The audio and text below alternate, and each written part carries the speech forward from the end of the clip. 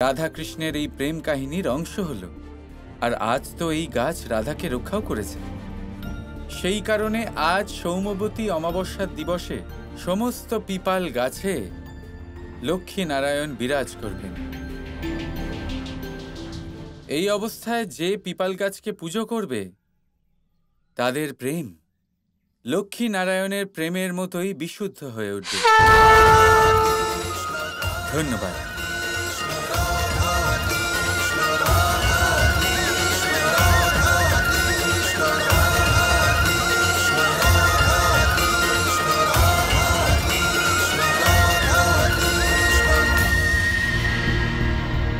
দাঁড়াও, এবারে যা আমি বলছি তা মন দিয়ে শোনো।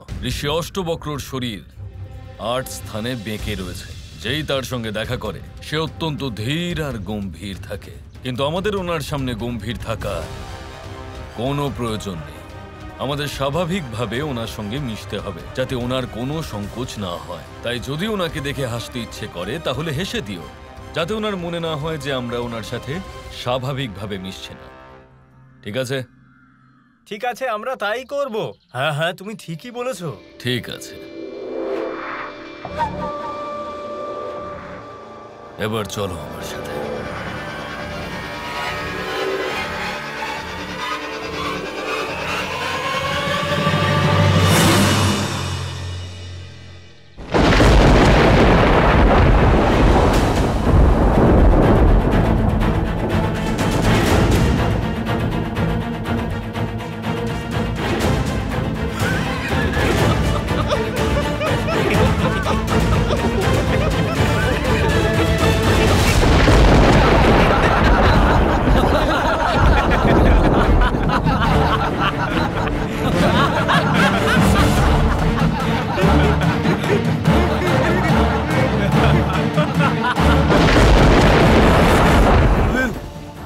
এখানে দাঁড়িয়ে দাঁড়িয়ে এইভাবে হাসার একটাই মানে হতে পারে, আর সেটা হচ্ছে আমার উপহাস করা। এর দণ্ড তোমরা নিশ্চয়ই পাবে। তোমাদের হৃদয় পাষাণের মতো কঠোর, তার জন্য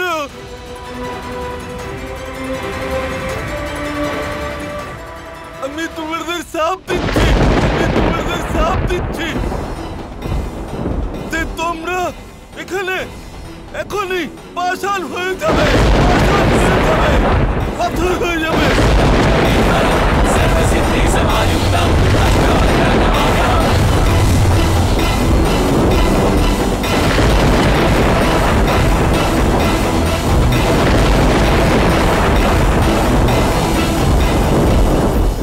গুরুদেব, আপনি আমাকে কেন ক্ষমা করলেন?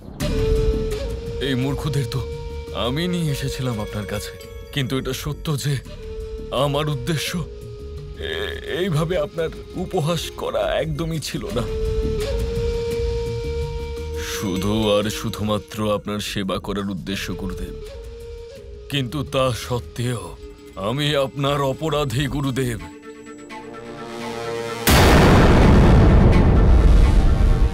আমাকেও পাথর করে দিন। না বালক, যে কোনো ভুল করেনি তাকে আমি দণ্ড করে দেব। তোমাকে তোমাকে তোমাকে দেখেই আমি বুঝে গেছি যে তুমি আমাকে সত্যি সেবা করতে এখানে এসেছো।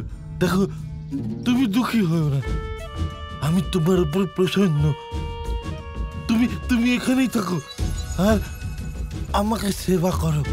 ধন্যবাদ গুরুদেব। এবার আমি বিশ্রাম করতে আমার কুঠিরে যাচ্ছি। তুমি কেবল এটা খেয়াল রেখো যে আমার বিশ্রামে কেউ বাধা না দেয়। আসুন আসুন গুরুদেব।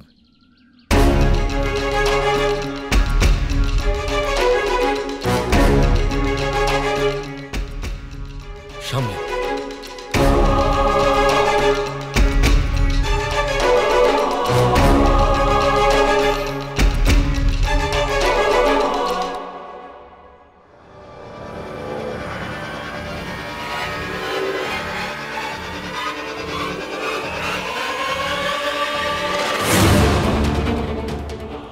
অবশ্যই গুরুদেব।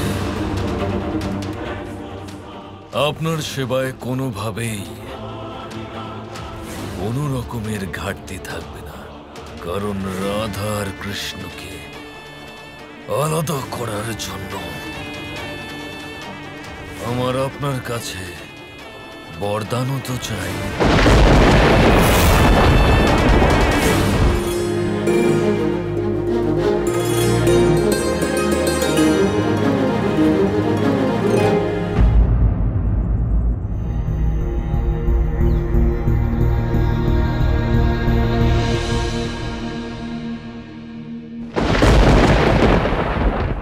আয়ান আর তার বন্ধুরা তো এখানেই এসেছিল, কোথায় চলে গেল?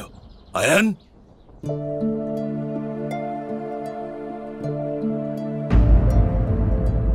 কি হলো কানাই? তুমি আমি আটকালে কেন? আরে এটা কি করছেন আপনারা সবাই? উঠুন উঠুন, তাড়াতাড়ি উঠুন উঠুন। এগুলো পাথর নয়, আমার বন্ধুদের দেহ।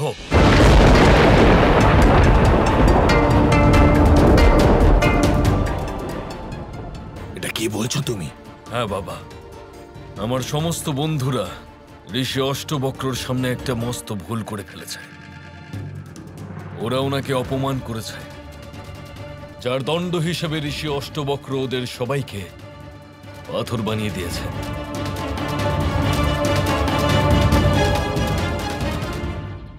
হে নারায়ণ, এসব কি হয়ে গেল?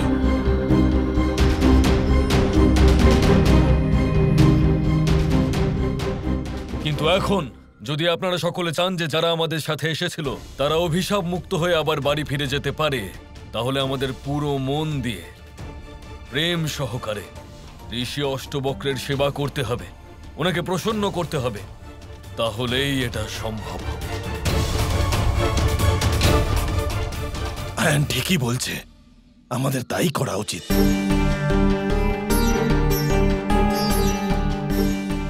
আপনারা সকলে আসুন আমার সাথে, আমি আপনাদেরকে ঋষি অষ্টবক্রের সেবা বুঝিয়ে দিচ্ছি। আসুন।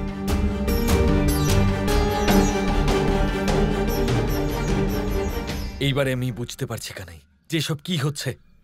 এই কংস নিজের স্বার্থের জন্য এত পবিত্র ঋষি অষ্টবক্রকে ভুল বোঝাচ্ছে। কিন্তু তুমি কেন কিছু করছো না কানাই? আমি কিছু করছি না কারণ এখনো আমার কিছু করার সময় হয়নি।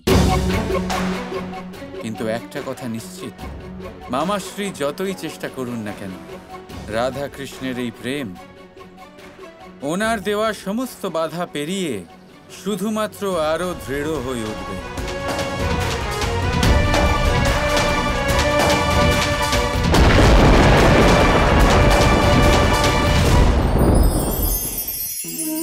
মোহ,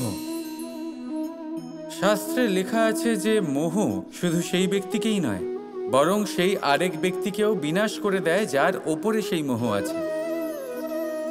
এবারে লোকে কি করেন, এই শাস্ত্রে লেখা কথাগুলি শুধু শাব্দিক অর্থে নেন। এই মোহ দেখুন, এটা শুভও হতে পারে, শুধু এর রূপ ভিন্ন ভিন্ন হয়। এটা ভালো করে বুঝতে হবে। এবারে মোহ যদি কোনো বস্তুর উপরে থাকে তাহলে তা লালসা হয়ে যায়। মোহ কোনো বিশেষ ব্যক্তির উপরে হয়ে গেলে তা প্রেম নয়, আকর্ষণ হয়ে যায়। মোহ কোনো চাহিদার উপরে হয়ে গেলে তা বাসনা হয়ে যায়। মোহ বিজয়ের উপরে হয়ে গেলে তা কুণ্ঠা হয়ে যায়। মোহ নিজের সংস্কৃতির উপরে হলে আপনাকে সংস্কৃতির রক্ষক বানায়। যদি এই মোহ নিজের গুণের উপরে হয় তাহলে সেই শিল্প দ্বারা আপনি এই সংসারে অদ্ভুত সব কাজ করতে পারবেন। এবারে এটা আপনার উপরে নির্ভরশীল যে এই মোহকে আপনি সৃজনের আধার বানাতে চাইবেন নাকি বিনাশের অস্ত্র বানাতে চাইবেন। ভেবে দেখুন, সিদ্ধান্ত আপনার। রাধা রাধা।